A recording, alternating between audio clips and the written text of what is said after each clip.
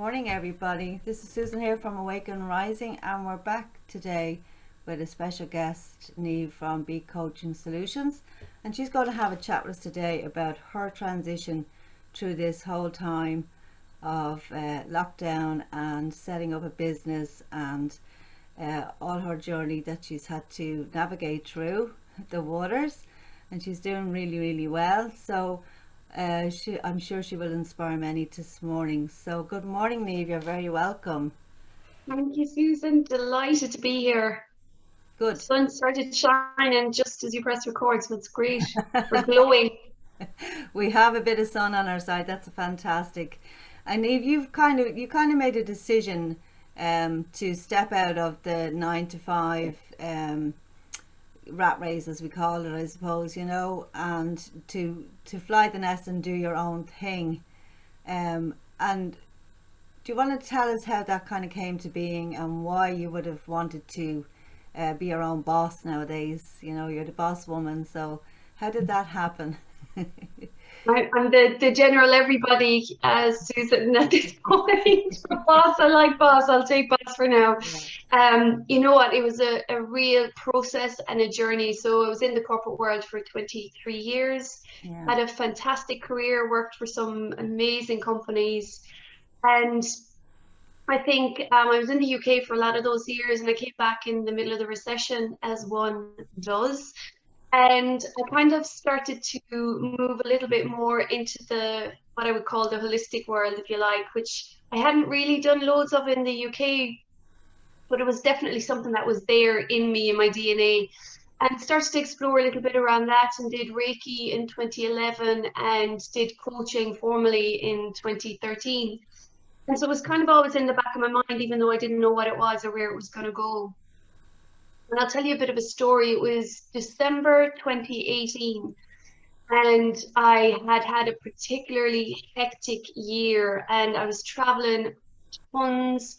It was never 9 to 5 for me. It was at least 12-hour days, the usual rat race, as you say. And, that worked for me for a very long time. This is not about having a big moan about it. It worked. But I realized more and more I was feeling quite discontent. And I was starting to feel really burnt out, even though I didn't know that that's what it was, because it kind of creeps up on you. And it was at Christmas, and I decided to take 2 weeks off at Christmas. And I never, ever, ever would have taken 2 weeks off. I'd always take a week here and a week there, or a long weekend. And I'm very fortunate to live close to the sea. So I was walking every day on the beach, trying to clear my head, doing all the right things, doing my affirmations, doing my mindfulness. And it was a week and a half in, right? And it was about 11 o'clock in the morning, and I'm naturally quite a quick walker, and I was really like power walking down the beach.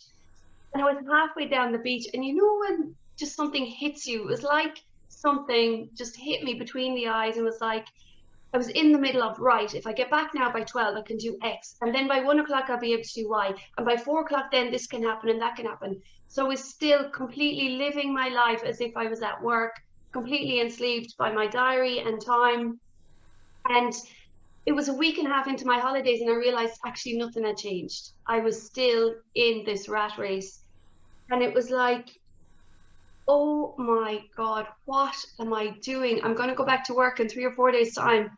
And I haven't taken a break at all, because I'm still completely tied into what I was like before I took the break. So it wasn't really a break. And I just stopped dead in the middle of the beach, and I thought, what are you playing at? This is ridiculous. And the kind of question that kept coming to me is, what is this all for? Why? And I'd lost my why, Susan. It was like, I don't know. This is ridiculous. There has to be more to life. And it was then that I decided something had to change, and that I needed a break, and I wanted to do something else. And of course, your subconscious is telling you what it is all this time, but I was kind of ignoring it because I was enjoying the good life, in inverted commas. So from then, and again, some consciously and some just the power of the universe helped me to get to a point that in September 2019, left the corporate world once and for all. Except I still couldn't take my complete foot out of it. It was like, I'll give myself a year and see how it goes. It's like, touch wood, unless something drastically changes. I have no intentions of ever doing the corporate type of job again. I work with the corporate world, of course, but it's on my terms now. So living the dream, but in a completely different way, living it on my terms, and really, you know, discover the essence of what it means to exist. That doesn't sound too out there.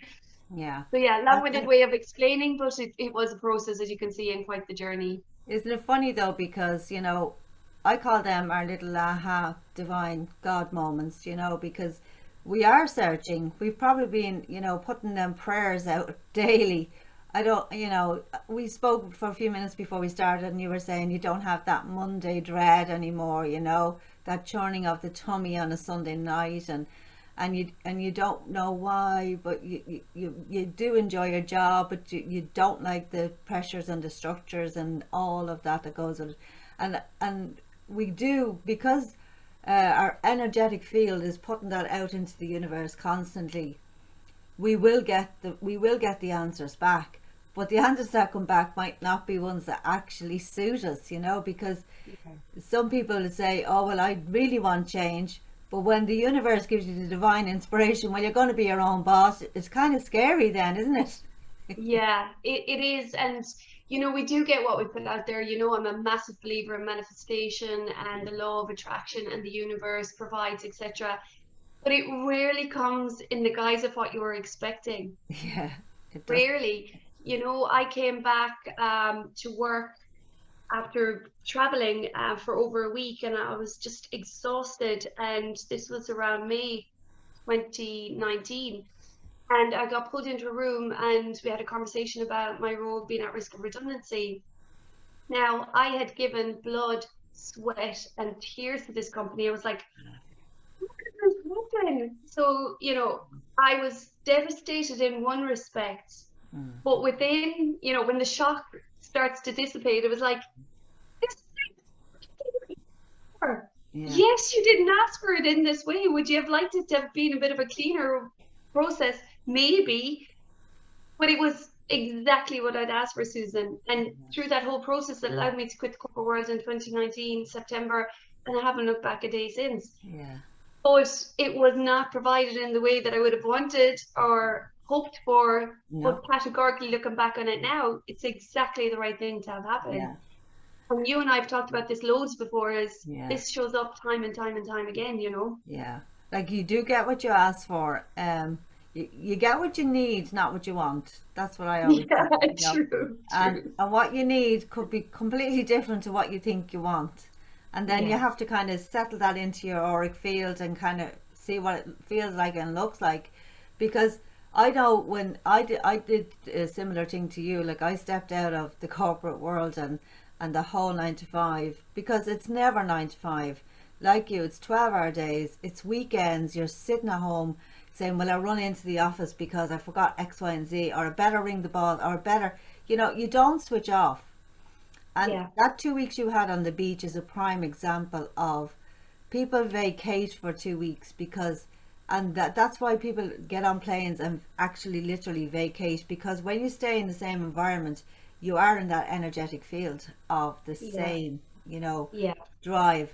And the body and the mind really just are robotic at that stage, you know. And if you're not killing yourself in work, you start pulling the wardrobes apart on your day off, and you start, you know, like you walking every day. And that's a good thing, but also the body needs rest and rejuvenation.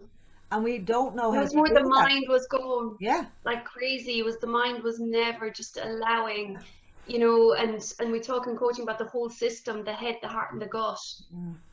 It, constantly one or all three were going, you know. To your point, and it's what's happening to almost every single person on the planet virtually. This autopilot, and we're living so subconsciously most of the time. And I think you've had a bigger I suppose journey into this than a lot of people would have, because you made a decision to set up your business, Be Coaching Solutions, and you know, then you had a tragedy in your life, but then you also had COVID on top of that to navigate and figure out. And that, you know, and for a lot of people, you know, they can take them as, oh, I'm not meant to do this, I should go back because all these things coming against me. are signs that I need to go back, that I'm making a mistake. But how would you have soothed yourself through that, and what were you saying to yourself, to keep you on track? Yeah, it's so interesting because when COVID hit, it was almost the opposite happened. I could see that people had a greater need than ever for someone to turn to, for someone to feel like they had their back, for support, for a non-judgmental environment where they could just go and be their absolute selves. Yeah. And so that made me more determined than ever. I think where the challenge was for me was attracting the clients to just sit in front of me and have that conversation, because I Yeah. think once they did, they're like, oh my goodness, this is exactly what I was looking for. Yeah.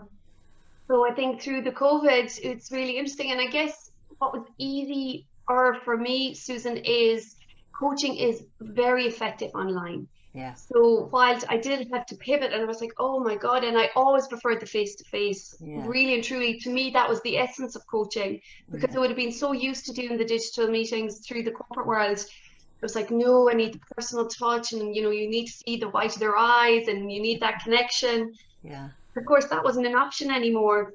But I think all the skills I had brought from the corporate world allowed me to go, no, you know what, we can make this work.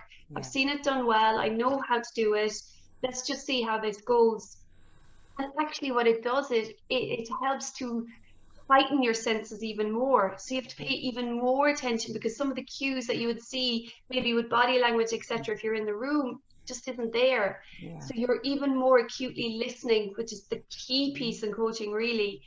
And I've had multiple clients give feedback to say, I was a little bit concerned about the digital. I didn't know how it was going to go, but it didn't feel like there was anything missing. I was like, oh, okay, I've got the right. And that is, your validation back then, because if you don't walk through those little hiccups and storms, you're really not being true to yourself. But when you remain true to yourself, it's like the universe just pops in and goes, okay, do it this way.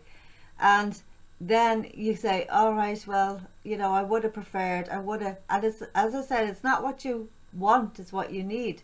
So the divine space that we have now of working from home, say, or our little healing rooms, or whatever we have set up, become very personal then, and we make that energy more heightened in the room, I think, because we want to put that out.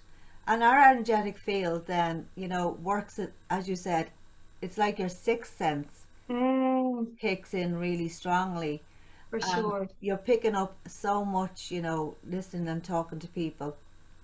And yes, it's great to have the one-to-one contact, and that will come back, I'm sure. But in the meantime, everybody has to, I suppose, rethink how they would have, had a healing session previous, had a coaching session previous.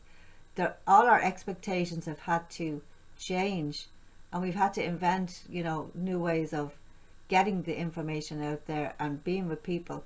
And there's a lot of people give out about online, it's full of this, it's full of that, but it's also very full of very good things. It really, really is. And there's so much more coming to the forefront. So when you are planning for your I know you do your courses, different things where you'd have a few people in. How did you find that? Was that a bit of a scary moment, saying, how am I going to, reach them all through the internet? Like, how did that go? You know what? It is a bit nerve-wracking, because you never know if one person's going to show up. So I was literally ringing around my friends. It's like, can you just come online for about 7 o'clock? And they're like, oh, okay, here we go. But I think I did it first around when COVID hit, Susan, and it was really just my absolute need to help people through this. Yeah. So if I wasn't getting people coming for coaching, I was trying to think, how can I help people? Because with the energy and with Reiki and everything, I just really wanted to nurture is the only word that's coming. Some of these people who are really suffering, and the anxiety and the fear, etc., which I'm very fortunate enough to not have experienced from COVID. Like I say, I'm brilliant at reframing. So I was like, this is an opportunity. Let's see what this has to bring. Yeah. But I had a lot of people around me that really were living in that fear state. So I decided to do some Facebook Lives, I think they were, where I just did some meditations, Yeah. where I invited people along. I put it out on my Facebook page saying, look, come along tonight, it's free. Just if you want, it's connect. Yeah. Because I know the first lockdown, people were feeling really isolated and, you Mm. know, all that stuff. I don't need to explain, everybody's experienced it. And so I had a number of people show up and I was like, oh, okay, that was interesting. And so it just, I suppose, allowed me to cut my teeth, for want of a better term, in terms of knowing how to do it, what worked, Yeah. you know, how Facebook Live worked. I mean, I remember I had 3 minutes to go and it wouldn't work for me. And so you're kind of hyperventilating. And even though it's free, etc., you still have a responsibility. You invite people online, you want Yeah. to, you know, give them what they came for. Yeah. So anyway, that's a long-winded way of explaining. I did a little bit of practice before I got into then doing some of the other courses. Yeah. And then, you know, last year I had this amazing vision board workshop. In fact, I ran one in County Clare and one in Dublin. And they were brilliant, and I had brilliant feedback on those. And I love doing them. And it was a bunch of people in the room just getting creative. Yeah. And a number of people asked me if I was going to do them again this year. And I'm like, how can you run a vision board workshop online? You know, half the fun is the cutting out and the pasting and the getting the creative piece. But I did. I found a way around it and I ran it online. And people said they enjoyed it more even than in person, because they were Yeah. in their own space, they were comfortable, Yeah. etc., etc. So Yeah.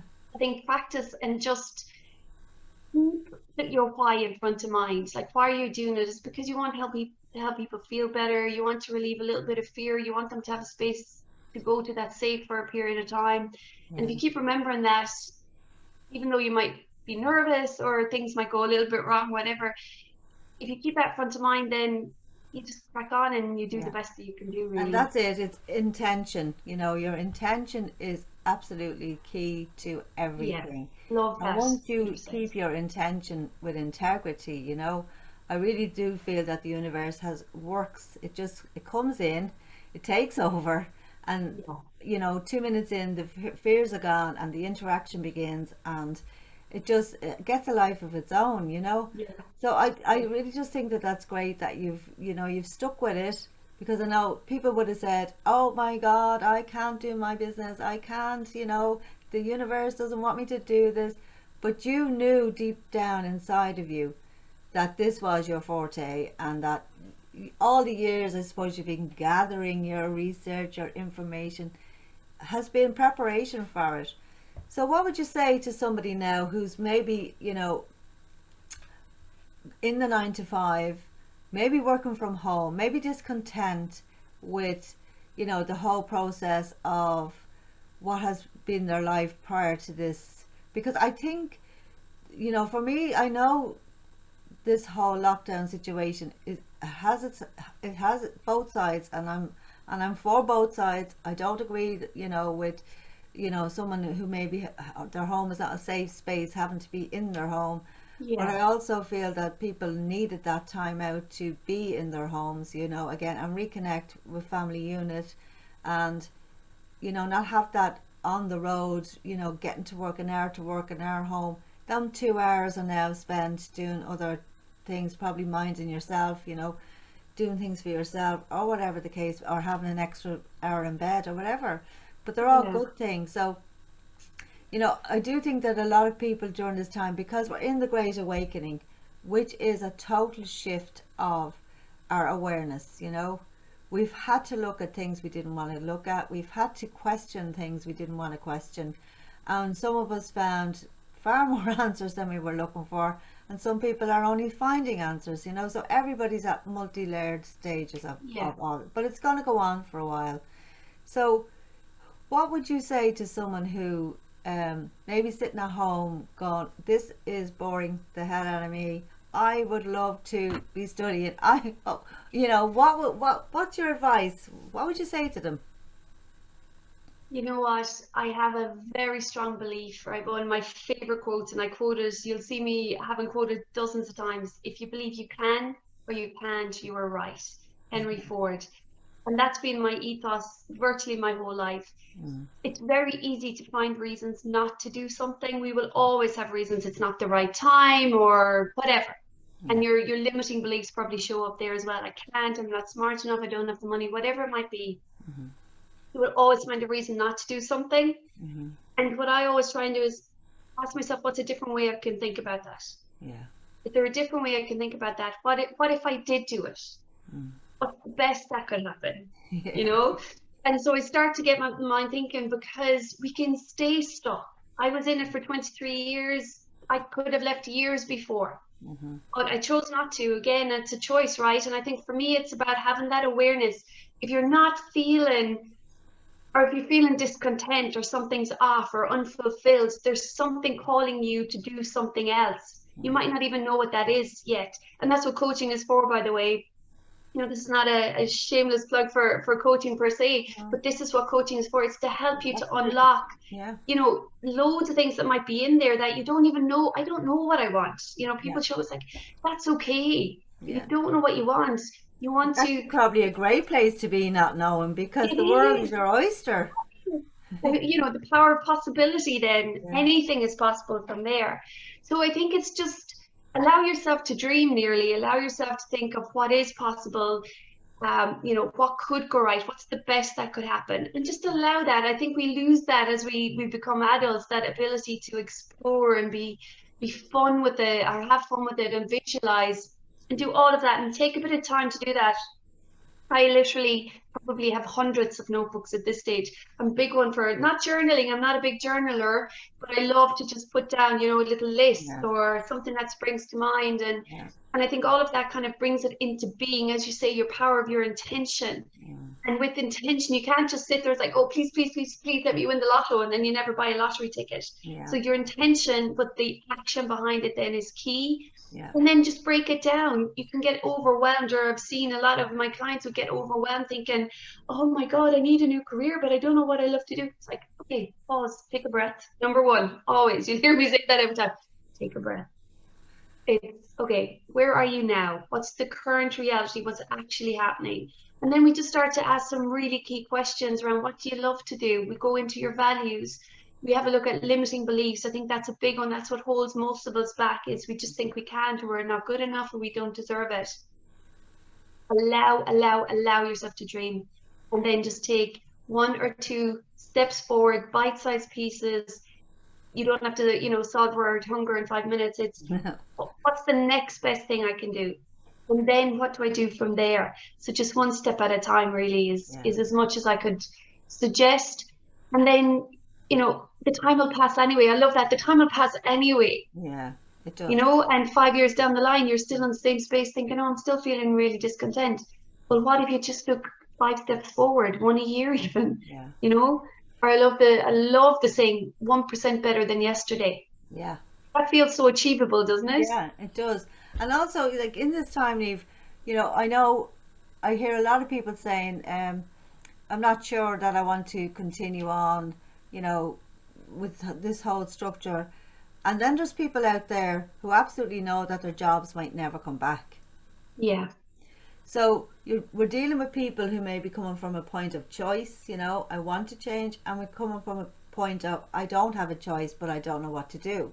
Yeah. So we have all of this kind of scary time for people, you know, doubting their roles, and then their role is taken away, which can be a huge shock to the system. You know, you really go into shock, and you really start panicking and go into that fear space, don't you really? But what I find is that we are really questioning the construct of what we've come to. And to create your own life comes with an ending of something, you know. The end has to come for the beginning to start. Yeah. And the end date sometimes is not, you know, something we pick, it's something that's thrown at us. And maybe you've been, you know, one of those people that sat in the fence for the last 5 years, and now you're being made redundant, you know. This is a divine time for you, I think, as a collective consciousness now. There's so much more needed in the world. There's so much more healing that needs to go on. There's so much more connection, that soul connection back again with people, and going back to a more basic understanding of life, you know. And that's why people like you are so important, Neve, because we need people like you right now in this universe, in the divine timing that it is, to help these people who are maybe in the shock system of, I don't know what to do, or maybe on, you know, have sat on the fence for 5 years and they need the little push, push, push, you know. And everything does pass. Time passes very quickly, you know. And we did speak about this earlier with Father Cronus is the, you know, he's the enslaver really, because, you know, time is an enslavement tool. It can keep us very in the robotic structure of life and habitual and the patterns and all. And when you get told you don't have to come to work for 3 months because, you know, we're shut, and you're sitting at home, you have to retrain really, you know. And that's why I feel that coaching is so important right now, you know. What any courses coming up or anything happening in the future? What's your plan, so people can tap in there and give you a little think about for the next few days or weeks? Yeah, perfect. So I run kind of some holistic workshops, and then I run some master classes. And so probably if you connect with me at Be Coaching Solutions on Facebook, that's where you get the holistic stuff predominantly. Or you can connect with me, Neeve Guinane, on LinkedIn, and that's where the corporate kind of master classes will be. And I try and pick topics, Susan, that I'm seeing are coming up quite a bit with my clients. And so I'm going to be running a workshop now. I don't have the details yet, but around redundancy and change. There might be two different workshops, but they're very similar, to be honest. I mean, Yeah. redundancy is a change in and of itself. But you just see there's so many people being made redundant and losing their jobs at this point. I do think I'd like to help people just to take stock of where it's at. And I'm a huge believer in, you know, first of all, feel the feelings. So it is a shock, right? I've been through it. You have to take some time to process it. But then when you're ready, is see the opportunity that's presenting itself. Yeah. And, you know, it is igniting the power of possibility at that point. You know, explore what's available, have a consideration of what else you could do, what are your transferable skills, etc. And so a workshop like that or a masterclass around redundancy could really help. And then with change, it's around any change really, and the steps that's going to help you to know where you are on the change curve and move into, so, you know, when a change first happens, it can, or it's about to happen, you can be shocked, denial, frustration, anger. And where you want to get to is acceptance and maybe even embrace the change, you know, but it's a pendulum and it can happen over time.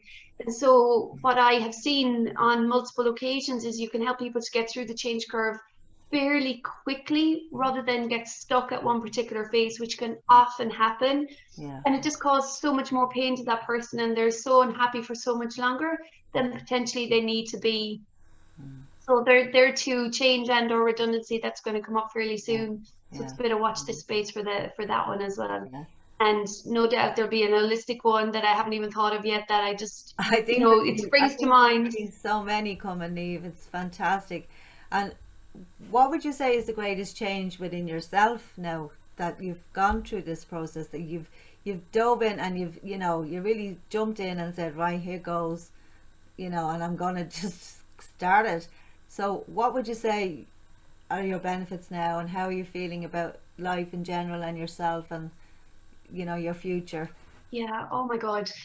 You know, I think people who would have known me from the corporate world would look at me now as like, who is this woman? You know, in a good way. I just feel far more content. I feel far more fulfilled. I love my job every single day. Every single time I sit in front of a client, it's like, oh my God, it brings me so much joy. And you know, there's hardships the same as everybody else. You know, I lost my mom last May, so that whole grieving process is still very much in the fore. But I think doing what I'm doing has given me the ability to manage through it in a very effective, holistic, authentic, true to myself way. It has given me permission to do that. You know, and I think I've said to a few people, I can't imagine being in the corporate world and dealing with grief, because you are just expected to crack on and perform and, you know, not deviate from that no matter what happens. After 5 minutes, you're expected to just pick yourself up and crack on. So I think being in the environment I'm in has absolutely allowed me to do both Yeah. in a very way that feels true for me. And I literally feel like my true self every single day now, which again, I'm not sure I ever could have said through my corporate world, and Yeah. not unknowingly. I didn't know that, Right. Yeah.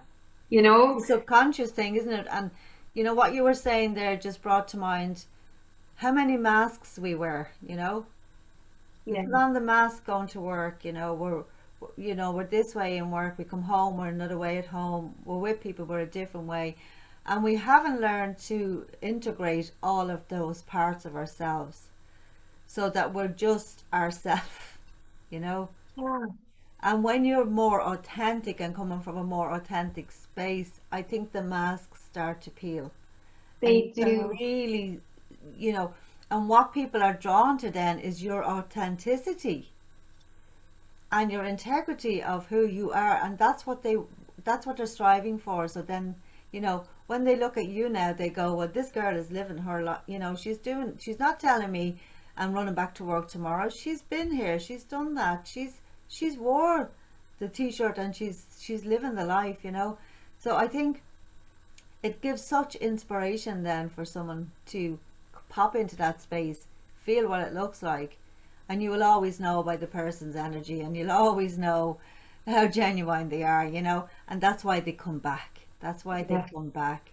And that's why you're doing so well, Neve, because I've had the privilege of knowing you through this time. And I've seen, when you were in the corporate world, and I see the Neve now. And every time I meet you, it's like looking at a brand new person. Oh, I thank just to you. be in awe of how beautiful your soul is just shining through, and you just look like you have entered yourself. And I want that for everybody, because that is where we're heading in this time. We have to step in to be who we actually are. And it can feel a bit like, oh well, I'm all right, Jack, I'll stay where I am, I don't want to take the masks off. Some of those masks fit, but some of those masks don't fit. Yeah. So I just want to, appreciate you, Neve, because I think I've watched your journey, and I know the level of work you put into this, and I know how people really respond to you. So Thank congratulations for you. all that, because it's not easy. Oh, thank you. And you've been very much part of my healing journey, Miss Susan. So gratitude right back at you. But thank you so much. I'll take it. I'm learning to take it all Take in, it in, yeah. take the frequency and the Yeah, vibration. So in gratitude, thank you. you're welcome. And please look up Neve's up and coming stuff, because I see you on Facebook a bit, I see you on Instagram. You're there for people to contact. Yeah. You're quite regular there, so they can contact you and have a look and see your previous posts, and get to know you a bit better, and really just go and speak with Neve, because I can tell you she inspires me in so many ways too. Oh, And I think that that's what we all need right now, is to be around people who are inspiring and lifting us all up through this time, and let go of the fears of what might be, and embrace the what. You really are dreams now. It's a dream time. How will my dreams come true? And I can't think of anyone better to help those to come to being for people than yourself. So thank you for all that, Neve. And thank you. I know that we will probably do this again, because I'm sure your journeys keep going to expanding and growing, and we will let people know how that's going. And so thank you for today, because it's been really inspiring and lovely. And Oh, it's been great to chat. best of Thank you luck. so much. You're Thank very you. welcome. And Yeah, namaste. Have you anything that namaste. you want to say actually before we leave, Neve? Is there anything? Really and truly, all I wanted to say was just give us a call. It's no obligation, free 30-minute consultation call where we just talk about what it is you think you might want. And then we can decide if you want to work with me or vice versa. We have to have the right chemistry. So feel free to get in touch. That's all. If you're sitting there thinking, should I, will I, how, just Go online. You'll find my details. You can see that's my email. Just Neeve@bcoachingsolutions.com. Book half an hour. We can just have a chat, and you've got nothing to lose, basically. Yeah, and do it. Just do it. Because if I can do it, anybody can do it. Yeah. Really and truly, I mean that from the bottom of my heart. And I've been there too, Neeve. So if I can do it too, you can. Anyone, we can. And it is a trust process, but when you have support, that becomes so much easier. So reach out for the support and have a little chat with Neeve, because I'm sure you won't regret it. So thank you for today, and we'll be in touch really soon with you and see where you're going and what's happening. Amazing. Thank you so much, Susan. It's been a pleasure. It's been a pleasure, Neeve. Take it easy. Have a good weekend. Have a great one. Talk to you. Bye. A blue wind, the dreams that you dare to dream really do come true. Someday I'll wish upon a star and wake up where the clouds are far